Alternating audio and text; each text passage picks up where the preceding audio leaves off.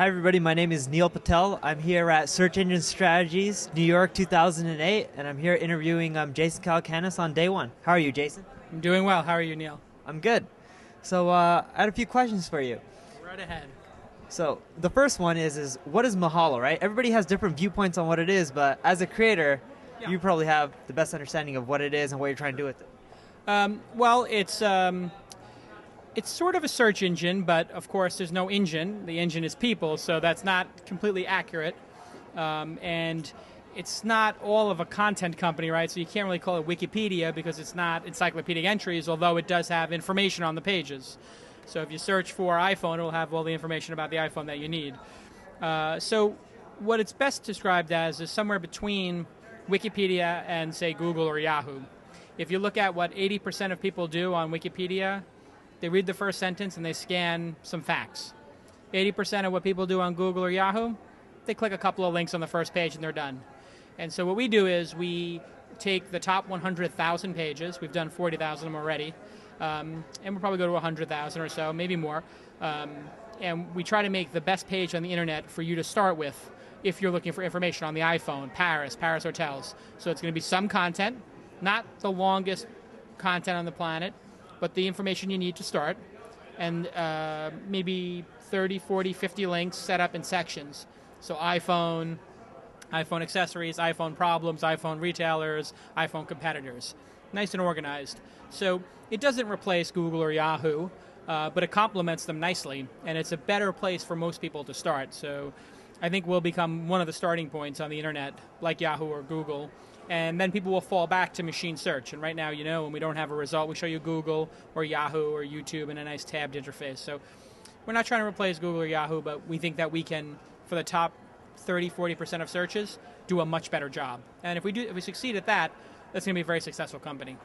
Yeah, I can definitely see that. So from what I'm understanding is it's going to be a central place for major products. Like if you're looking for the iPhone, it's one place where you can get all the basic information as well as links to other sites that contain relevant information on the iPhones, so that way you can browse great sites instead of, wasting your time looking through random crap. That's correct. I mean, since you work in the search business, that if you do a search for iPhone or Paris hotels, you're going to get millions of responses. Of those millions of pages, maybe 10% are great. And of those 10% that are great, maybe 1% are excellent. And of that 1%, maybe 1/10 of 1% are truly amazing and the most definitive pages on the internet. And the truth is, if the search engines ranked the order properly, you might never get past the second or third result. You'd have all the information you need. But we know search engines aren't perfect, and you're going to just have a lot of garbage in there, and a lot of, even beyond the spam, index spam, you have a lot of average sites, and those average sites are not worth visiting for most people. And so a lot of what we're fighting against is not just spam, but mediocrity. Why should you look at the 11th or 12th or 13th site about the iPhone? You should probably get what you need done in 2 or 3. And that's not what most people want to hear, because there's a lot of people making money off those sites. But the truth is, the users don't need them. Yeah, it makes sense. Even I make money off of them. So I see a downfall, which is some people will get them ranked high, make some great money. It's not necessarily the most relevant results to the user, though. So it's business. Another question I had for you, and I don't know if you can answer this, is there any new products or features or anything that you're specifically releasing anytime soon that you can talk about? We're going to be releasing something on Wednesday, but we're not going to release it just yet. When does this interview come out? Is it coming out after this? Tonight? Okay, well then I can't talk about it. I should have lied to me, and they said the interview is coming out tonight, so I promised that I would release it on stage. But as you know, we started with just the pages, right? And then that was in June of last year. Then in July, we launched the Greenhouse. And people could come and go to greenhouse.mahalo.com and write pages and get paid for it. Then in the fall, September, October, you remember we launched Mahalo Follow and the Share tool where you can bookmark stuff. And then in December, we did Mahalo Social where people could submit links. And so we're currently getting 600-700 links submitted a day. And about 20% of those get accepted. And about only 2 or 3% of them get banned. The rest just sort of stay in the recommended box. So we're getting some really great user interaction. So I really think the future of Mahalo is not just the top-down editorial. It's equally the users participating. So on Wednesday, we're going to show something related to a lot more user participation in what we're doing.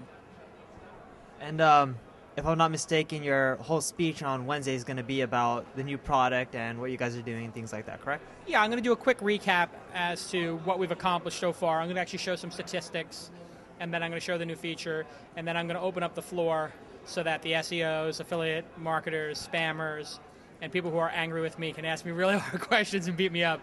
But, you know, I think the SEO industry and the affiliate industry and I have come to some sort of an understanding of where we're each coming from. So I'm looking forward to the Q&A. It's going to be a long Q&A session.